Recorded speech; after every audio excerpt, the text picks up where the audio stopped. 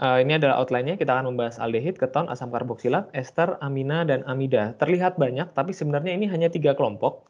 Kalau kita lihat kemarin dari sebaran gugus fungsi, yang kita akan bahas sekarang adalah gugus fungsi aldehid, keton, di sini ya, karboksilat, ester, amin, dan amid.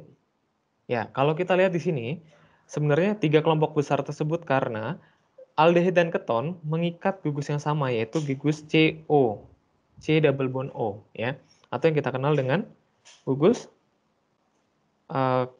karbonil ya, di sini ya, karbonil. Oke, gugus C double bond O itu adalah namanya gugus karbonil. Ada aldehid dan keton. Dan kemudian asam karboksilat dan ester ini mengikat gugus COO.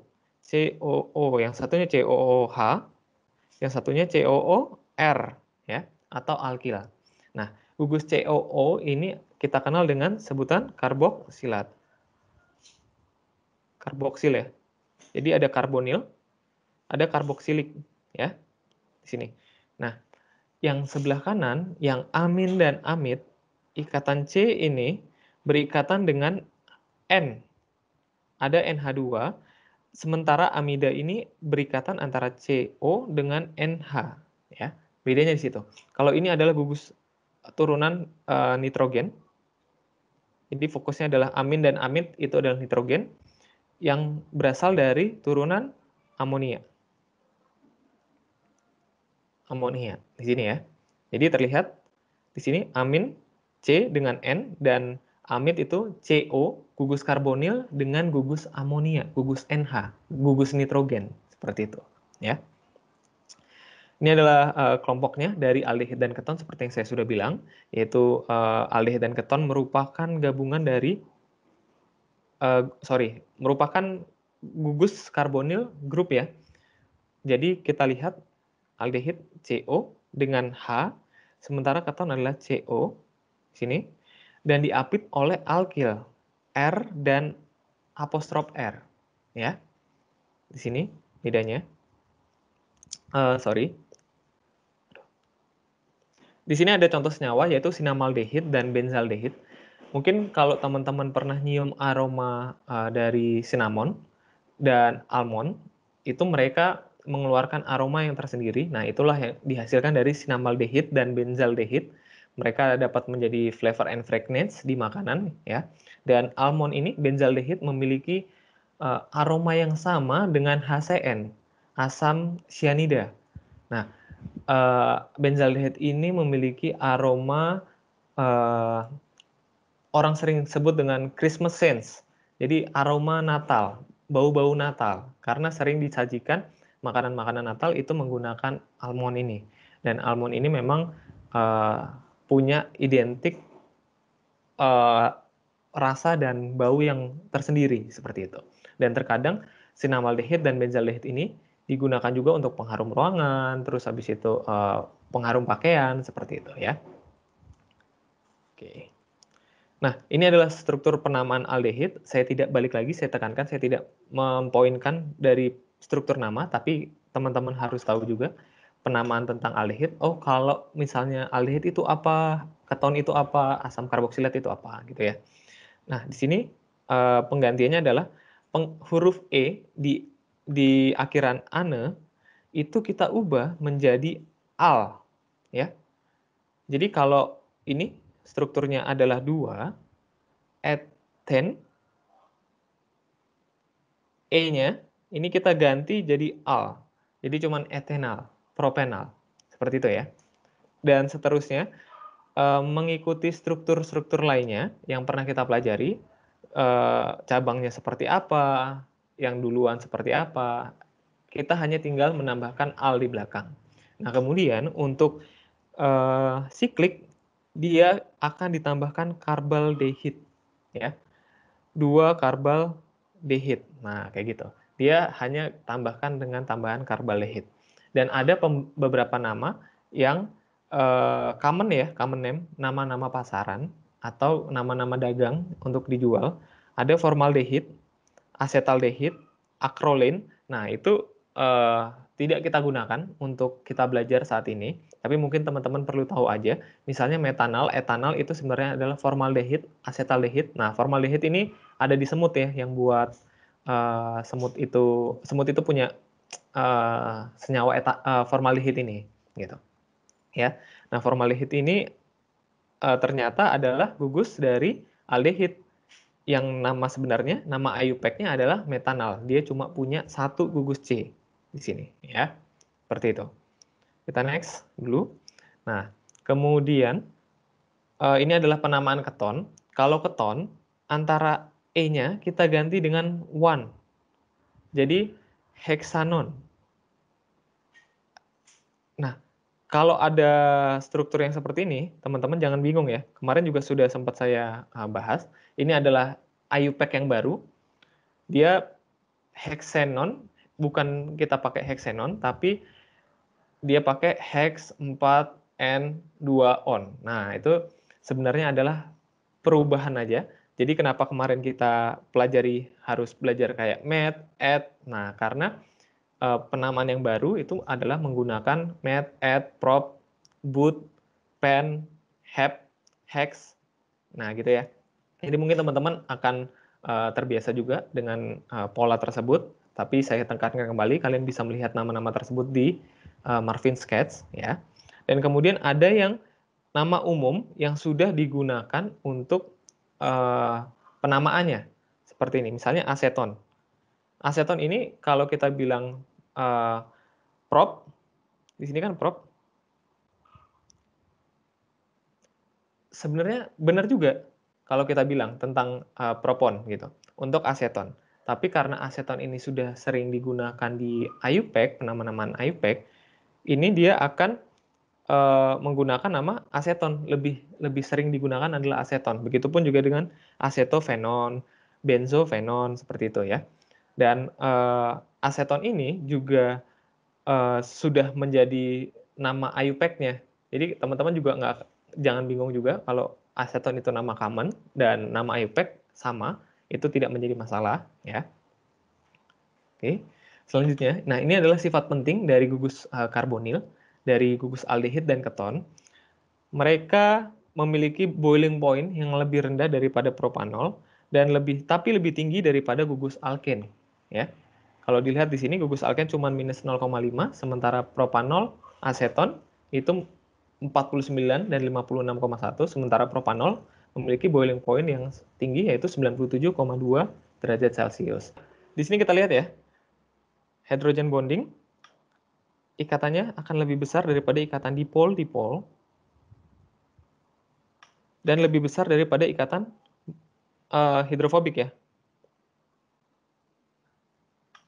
Nah, inilah sebabnya kenapa propanol dan aseton itu lebih besar daripada buten, karena mereka masih punya ikatan, yang satunya terbentuk dipol dan satunya juga terbentuk dipol. Jadi ikatannya adalah dipol-dipol. Kenapa terbentuk dipol?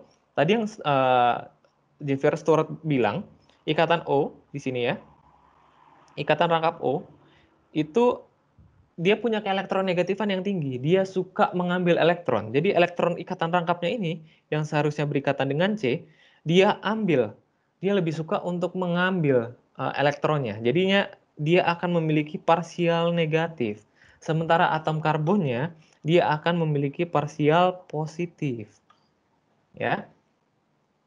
Nah, inilah yang menyebabkan antara parsial positif dan negatif antara ikatan aldehid dan dan keton itu mereka akan membentuk ikatan dipol-dipol. Next my question adalah kalau ikatan keduanya adalah dipol-dipol, kenapa ikatan aseton lebih kuat dibandingkan propanal yang ditunjukkan dengan boiling point lebih tinggi yaitu 56,1 sementara propanal adalah 49. Walaupun sama-sama terbentuk, di sini ada CH3 ya, di sini ada CH3 dan propanal ini sementara CH2, di sini CH3, yang mendonating elektron itu lebih kecilan propanal. Nah, salah satunya adalah kita sudah bahas kemarin adalah stabilitas karbokation.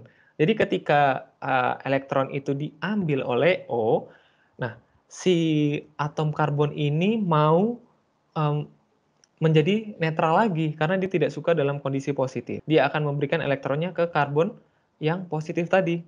Nah, inilah gambaran kenapa karbon kation yang lebih tinggi tersubstitusi. Kalau kita lihat ya, di sini kan ada, di sini ada 2 ya. Karbon di sini adalah sekunder tersubstitusinya. Sementara yang ada di aldehid itu hanya karbon primer di sini karena dia hanya berikatan dengan satu atom karbon lainnya, ya. Jadi aseton akan jauh lebih stabil dibandingkan propanal, aldehid, gugus aldehid, sehingga aseton ini, antara aseton dengan aseton, dia memiliki ikatan yang lebih kuat. Dengan ikatan lebih kuat, maka energi dari luar untuk memecah ikatan antar molekulnya, intermolecular force, itu akan lebih besar dibandingkan dengan propanal. Ya, di sini kita lihat boiling point-nya propanal itu hanya 49, sementara aseton adalah 56,1. Nah, ini adalah hasilnya, contohnya kalau kita lihat dengan rantai yang sama antara aseton ya, tadi dengan propanal, boiling point-nya 49, dan aseton adalah 56,1, dan kita lihat di sini solubility di waternya ini very soluble, dan ini sangat soluble nih, aseton. Hal tersebut karena apa? Mereka tetap bisa larut di dalam air karena mereka memiliki ikatan hidrogen dengan molekul air, ya. Walaupun mereka tidak punya ikatan hidrogen antara ikatan O dengan H seperti alkohol, tapi antara aldehid dan keton ini masih menjadi reseptor, ya. Menjadi aseptor. Mereka hanya menerima hidrogen. Jadi dia tidak bisa memberikan hidrogen, tapi mereka hanya bisa berikatan hidrogen dengan gugus O yang ada di masing-masing gugus karbonilnya, ya, di sini. Nah, kalau di sini dilihat ikatan C dengan H itu tidak bisa membentuk ikatan hidrogen. Kenapa? Karena punya elektronegatif yang rendah. Ikatan C dengan H itu hanya akan menghasilkan uh, total poin dari nilai keelektronegatifan yang jauh lebih rendah dibandingkan ikatan O dengan H, seperti itu ya. Jadi kalau perbedaan keelektronegatifan yang tinggi, baru bisa membentuk ikatan hidrogen. Dan ikatan hidrogen itu ada di ikatan H, O, H, N, O, dan F. Seperti itu. Di luar itu mereka tidak berikatan satu sama lain, mereka tidak bisa membentuk ikatan hidrogen. Ya, disitulah kenapa antara aseton sama aldehid masih tetap bisa berikatan.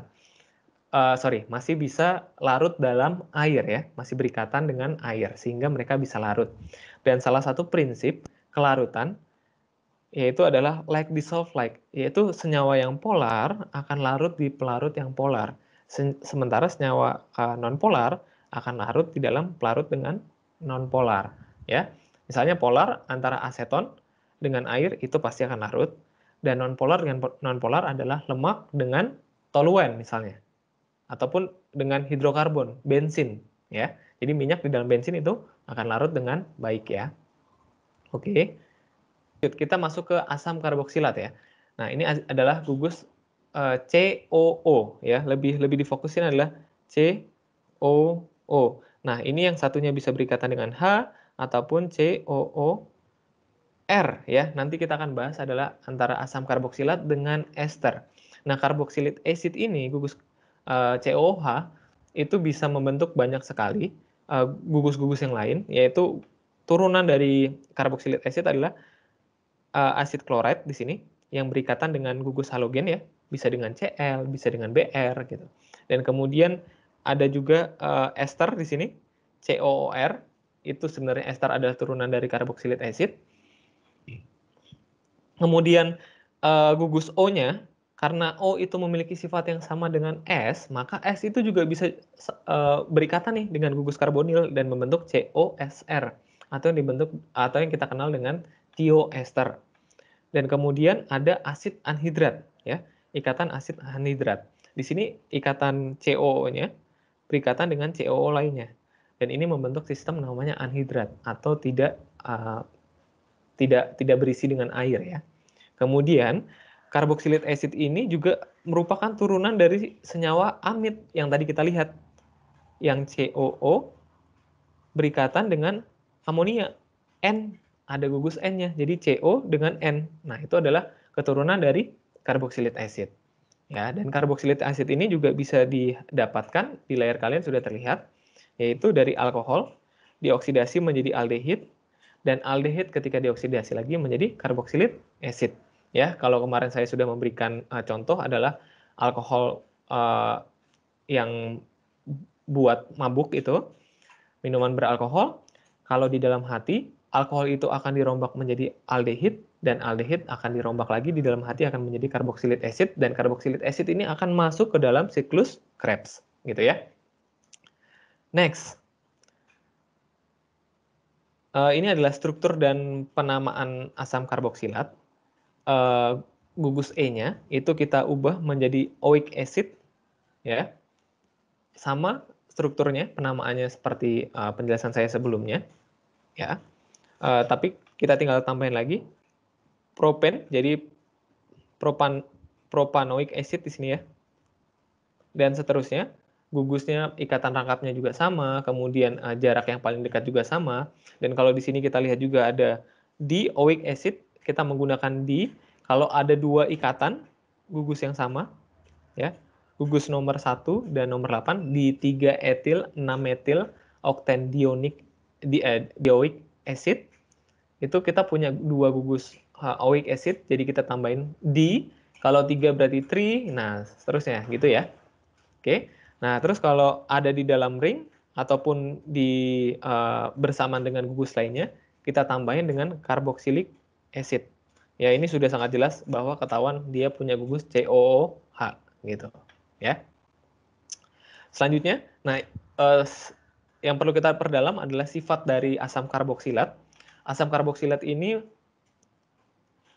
mampu berikatan hidrogen dengan gugus COOH-nya, mampu membentuk dua ikatan hidrogen bond ya di sini antara CO dengan HO di atas ini. Karboksilik acid itu mampu membentuk dua ikatan nih, dua ikatan hidrogen. Oleh karena itu, dia ikatannya sangat kuat intermolekulernya, sehingga dengan tanpa ada tambahan karbon ataupun tambahan rantai karbonnya, dia sudah memiliki boiling point yang cukup tinggi. Kita lihat ya di sini ya. Antara H, COOH, dia tidak ada CH3-nya di sini. Tidak ada CH3-nya. Boiling point-nya sudah sampai 100 derajat. Dan kemudian CH3COH dengan tambahan atom karbon, dia memiliki boiling point yang lebih tinggi lagi, yaitu 118,2 derajat Celcius. Ikatan yang boiling point yang tinggi ini disebabkan karena adanya ikatan hidrogen yang sangat kuat ya. Dan CH3COH ini adalah asam cuka ya, yang teman-teman sering jumpai kalau kalian makan bakso, mie ayam gitu. Nah, jadi asam cuka ini kalau kita didihkan, dia baru mendidih itu di suhu 118,2 derajat Celcius di tekanan 1 atm ya. Di situ. Nah, kemudian karboksilik acid ini juga mampu larut di dalam air. Dia itu mampu berikatan dengan oksigen, dan kalau dari penggambaran saya, ini ada 3 kemungkinan tempat ikatan hidrogen dengan air, di mana molekul tersebut berarti sangat larut di dalam air. Oleh karena itu ya, sering kita campurin antara cuka dengan makanan kita. Oke, dan ini adalah sifat asam karboksilat. Asam karboksilat itu sama dengan OH lainnya, dia cenderung untuk melepas hidrogen. Kenapa? Karena ada gugus O-nya di sini ya. O-nya ini akan, jadi kalau kita gambar ikatan bondnya, O-nya ini akan cenderung untuk mengambil elektronnya kan, elektron si H, sehingga dia akan cenderung untuk melepaskan hidrogen yang ditangkap oleh air dan akan membentuk H3O+. Nah, asam karboksilat ini memiliki keasaman yang lebih tinggi dibandingkan alkohol. Kita lihat ya, pKa semakin kecil itu semakin asam ya. pKa semakin kecil itu semakin asam. Kalau kita lihat di sini, pKa dari asam karboksilat itu ada sekitar 4,76, berarti pH-nya sekitar 3, 4, 5, sekitar seperti itu, dan lebih tinggi dibandingkan dengan OH di sini ya. Nah, OH ini ketika dia dilarutkan di dalam air, dia akan terbentuk, kemarin kita sudah tahu, ethoxide ion, ya. Nah, ethoxide ion ini eh, dia hanya memiliki satu tempat untuk membentuk ion negatifnya, atau dia hanya terlokalisasi muatan negatifnya. Sementara asetik di sini, ketika dilarutkan air, dia akan mampu membentuk perpindahan elektron yang ada di gugus oksigennya. Jadi oksigennya akan menjadi negatif, tapi dia juga bisa berpindah-pindah nih posisinya. Nah, perpindahan elektron inilah yang akan menyebabkan kestabilan. Ya, jadi lebih stabil. Asam karboksilat akan cenderung lebih stabil dalam bentuk ionnya dibandingkan etanol, ya. Dan ketika dia lebih stabil dalam bentuk ionnya, maka dia akan menghasilkan lebih banyak H3O+.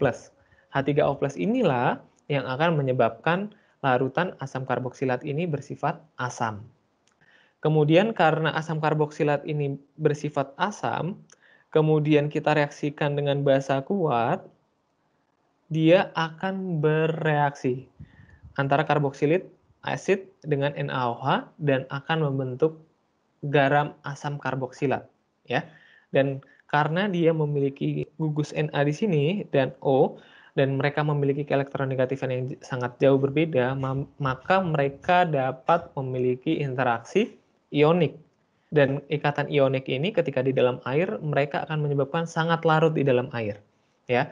Nah, keunggulan dari garam asam karboksilat inilah yang dimanfaatkan untuk pembentukan sabun, gitu ya. Jadi senyawa, ada senyawa yang disebut dengan senyawa amfifilik ya. Senyawa ini memiliki gugus polar dan nonpolar.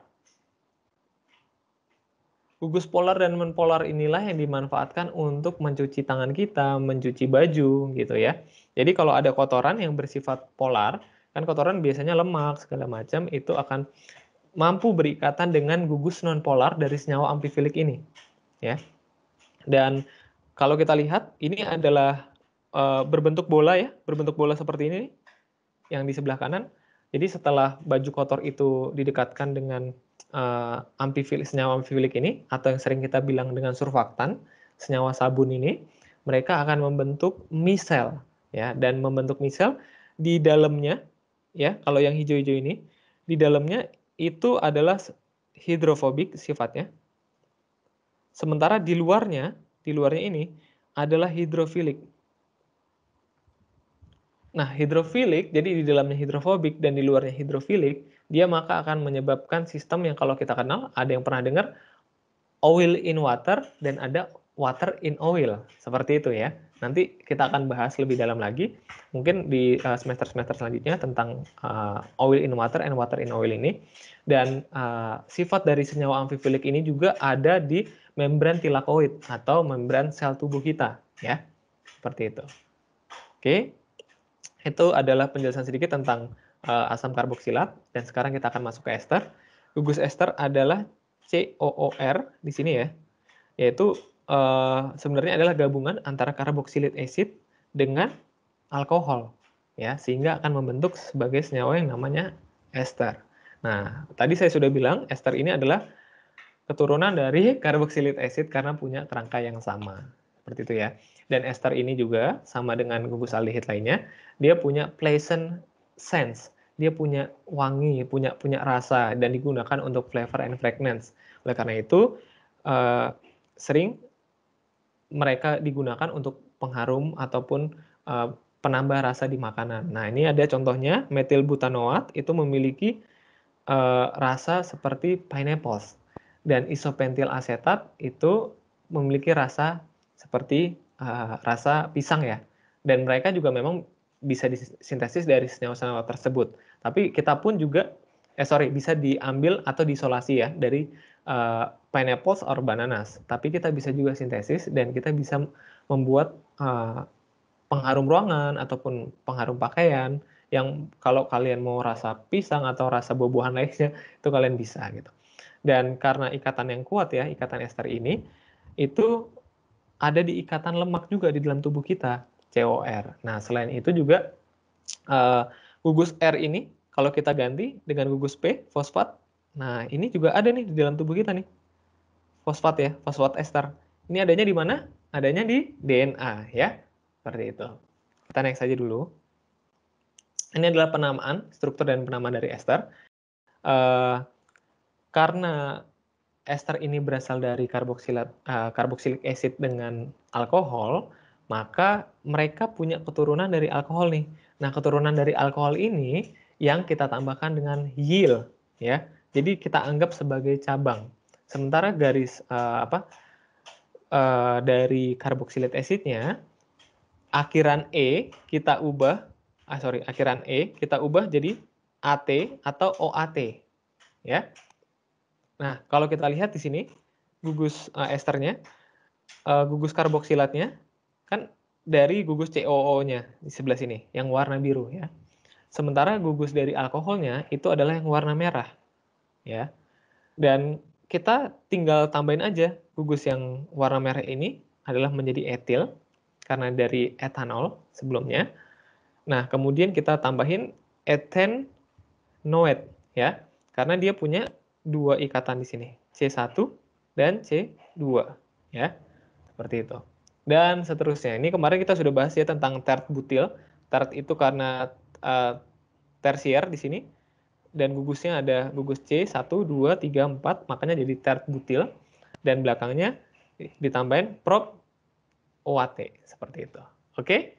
Dan seterusnya mirip dengan penamaan-penamaan sebelumnya.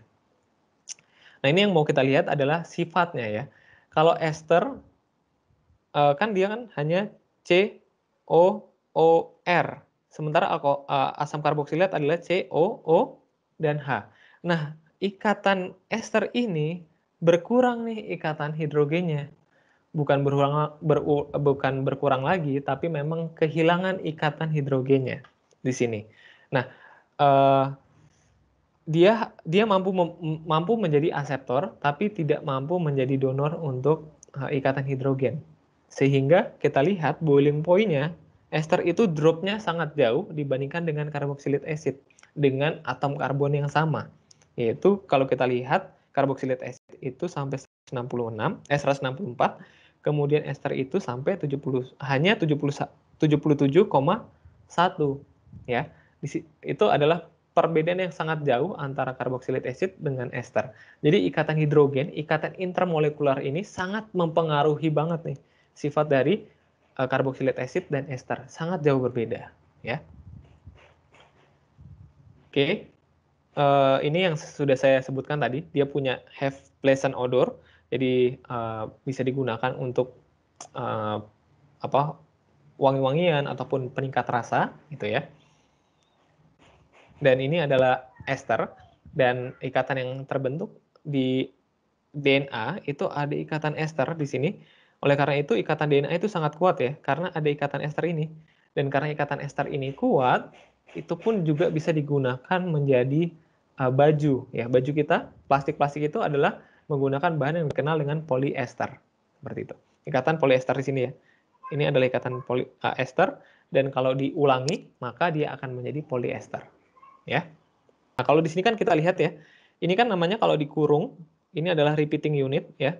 Berarti ini berulang terus nih ikatan esternya, dan ikatan ester ini termasuk ikatan yang cukup kuat gitu. Intramolekulernya. Tapi kalau ikatan dengan intermolekulernya dia akan jadi lebih kecil seperti itu. Nah, kemudian kita akan membahas tentang amina nih. Ya.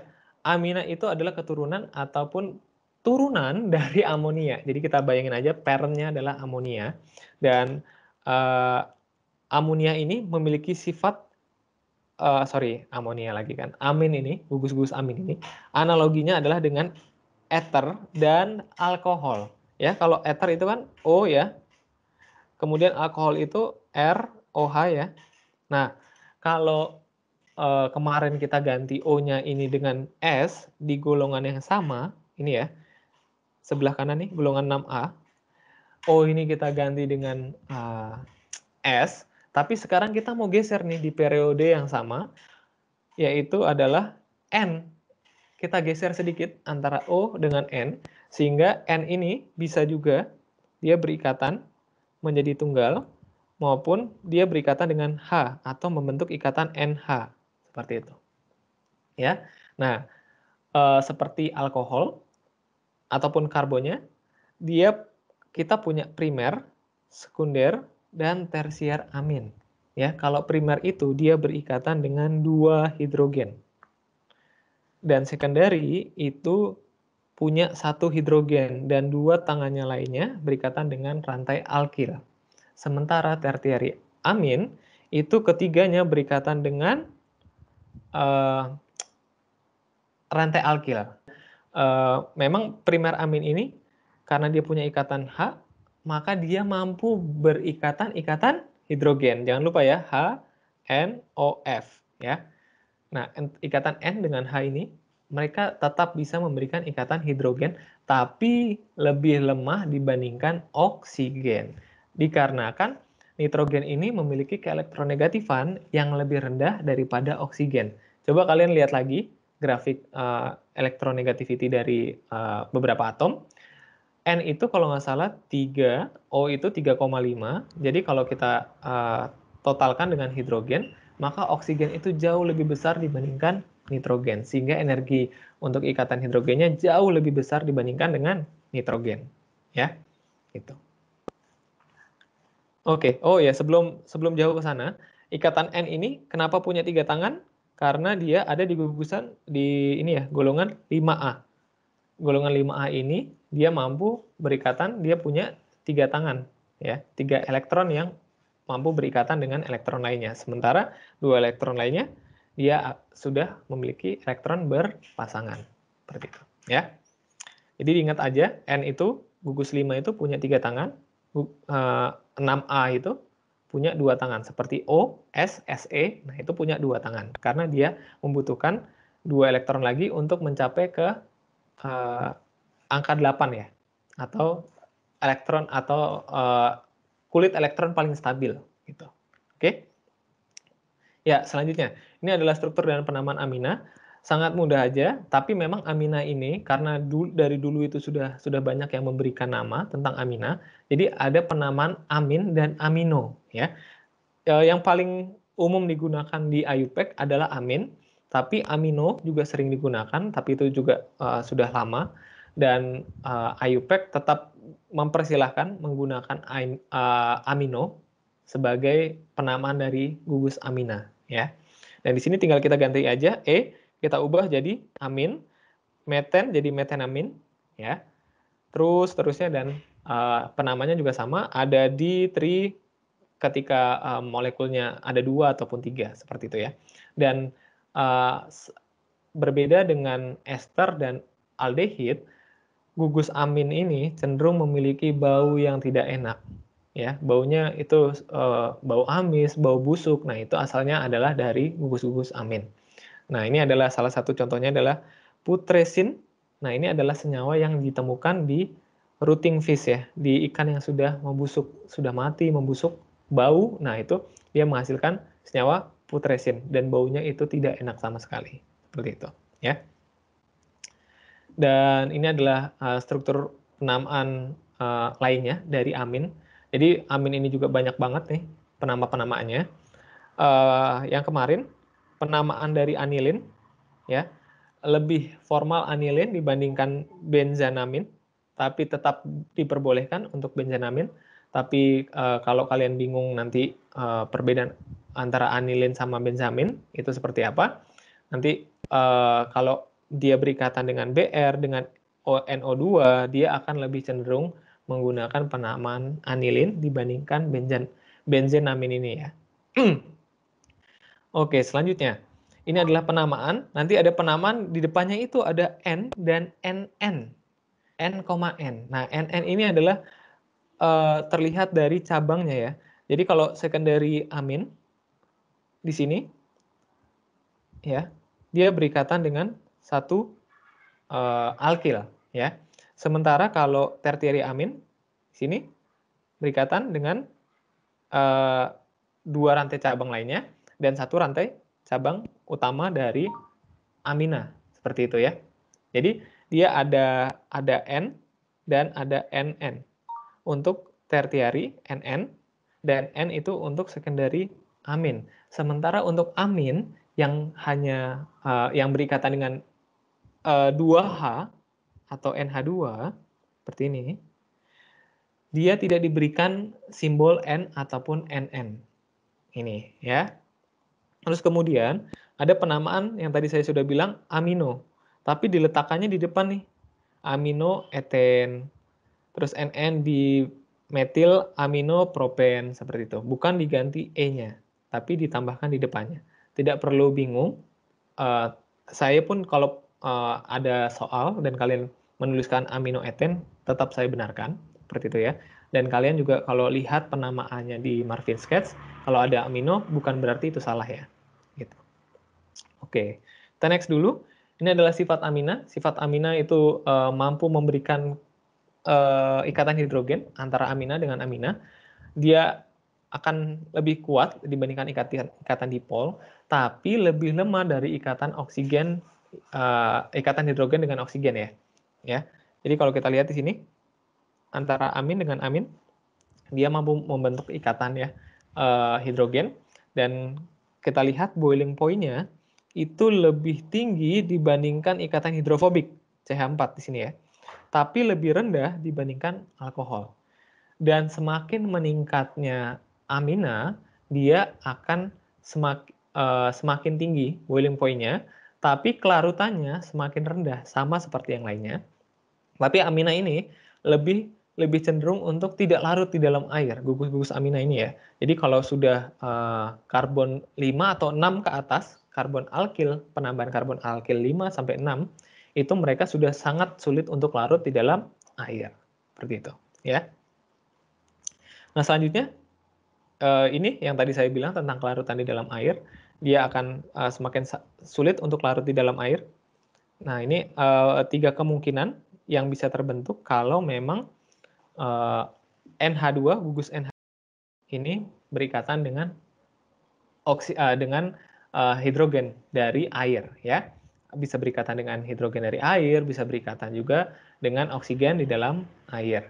Oleh karena itu, dia sangat larut nih kalau kita lihat ya, very soluble selama sampai berapa nih? Isopropyl amin sampai 3 ya, sampai 3 karbon di belakang itu masih larut. Tapi kalau kita lihat yang belakang-belakangnya nih, anilin, benzilamin, ini slightly soluble, terus ini adalah 3,7, itu sudah sangat rendah kelarutannya, bahkan sampai insoluble, tidak larut di dalam air.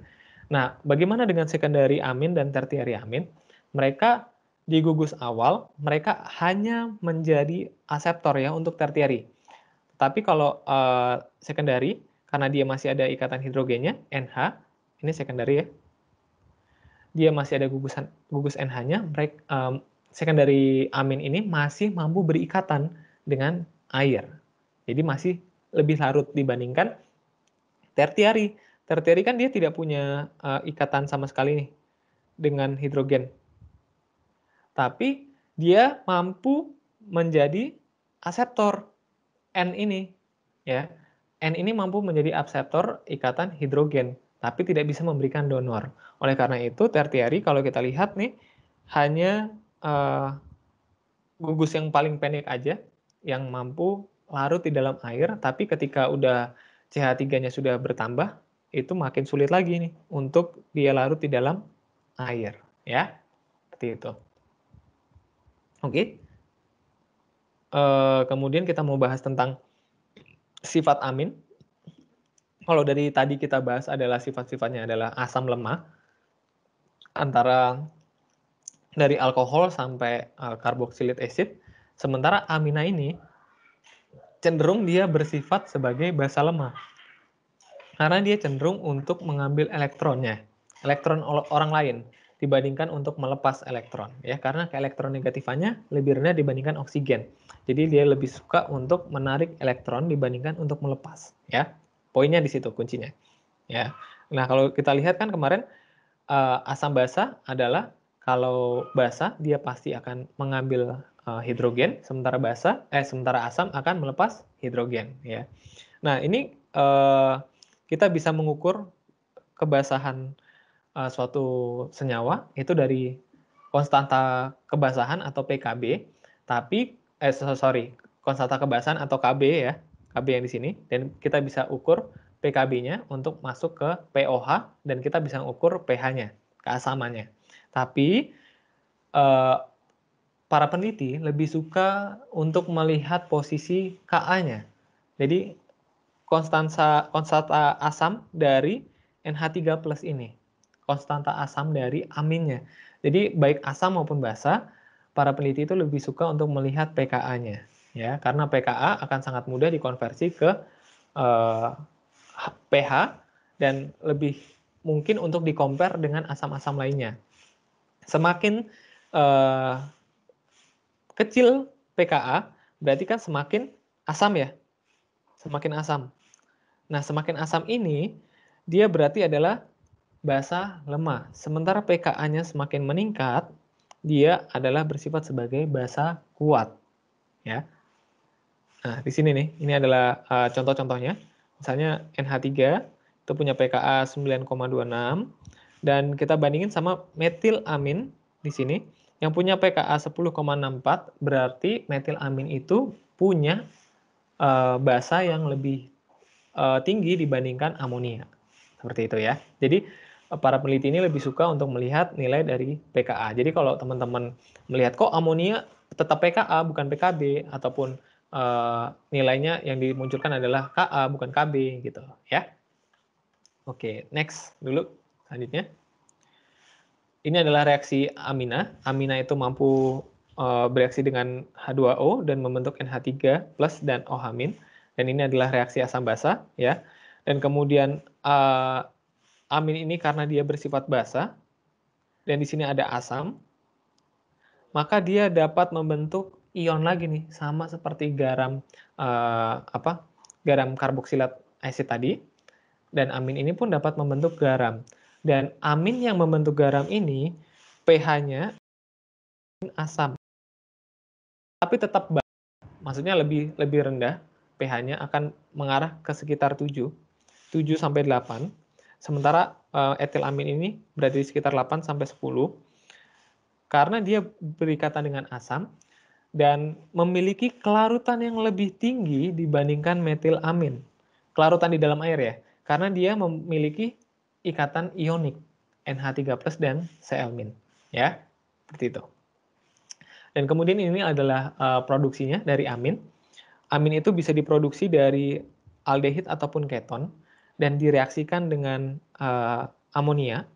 Ketika aldehid atau keton ini bereaksi dengan amonia, maka dia akan menjadi primer amin. Ya, ada H di sini, 2H di sini ya.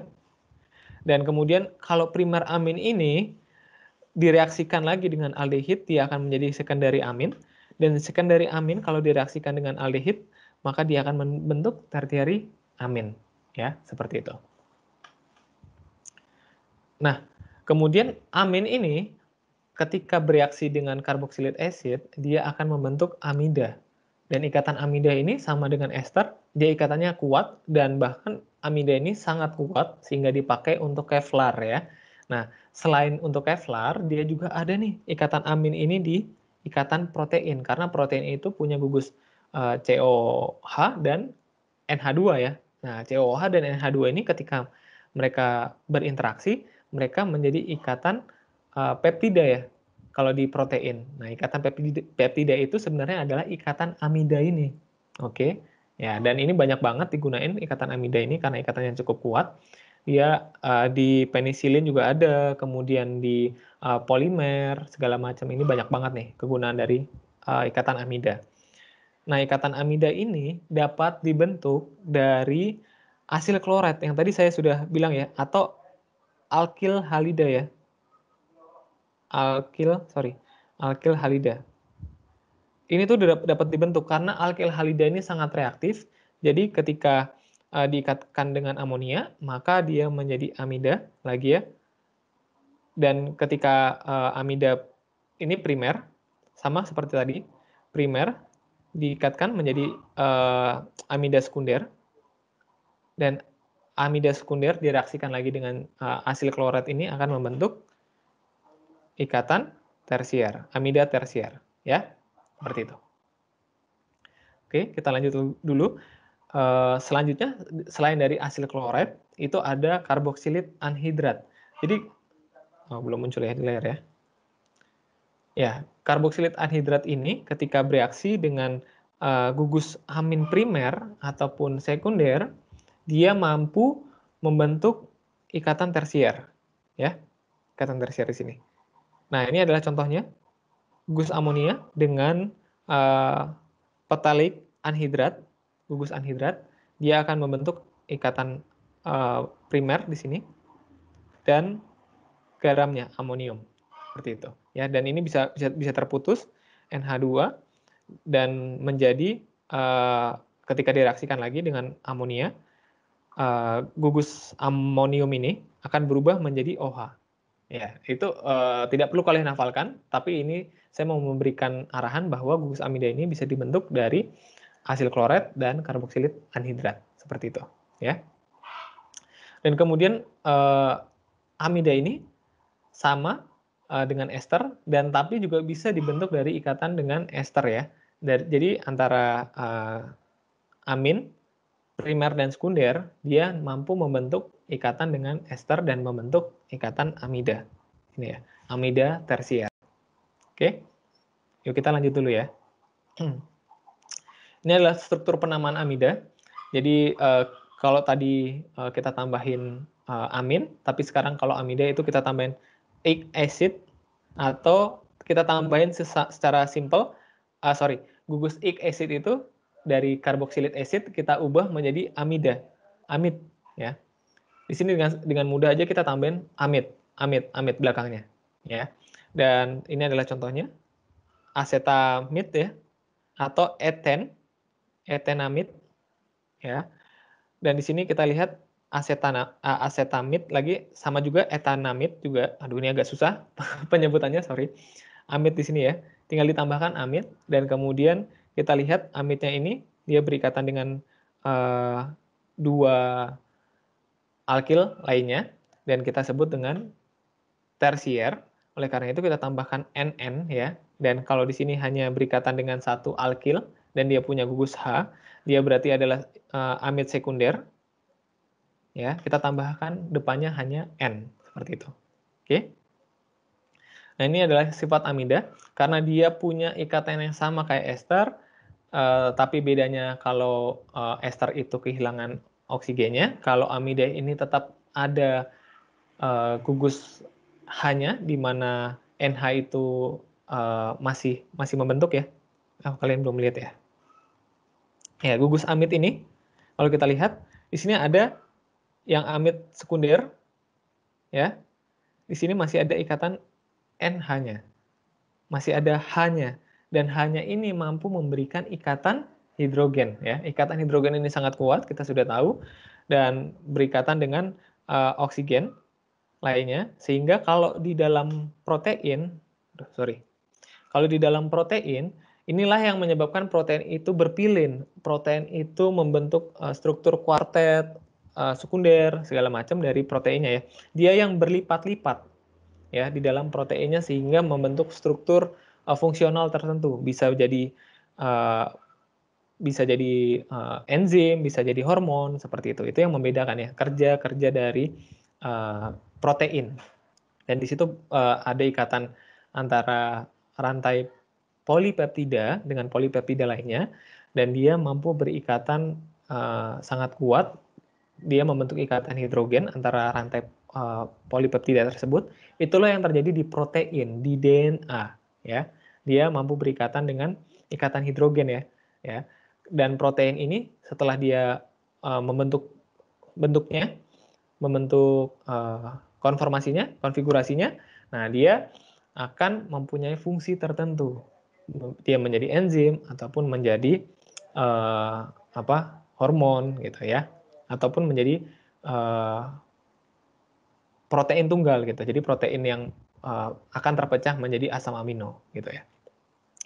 Dan ini adalah reaksi amida, dan beruntungnya polipeptide itu terdiri dari amida dan bisa dihidrolisis dengan asam, basa, dan enzim. Ya, jadi peptida bisa dipecah menjadi protein.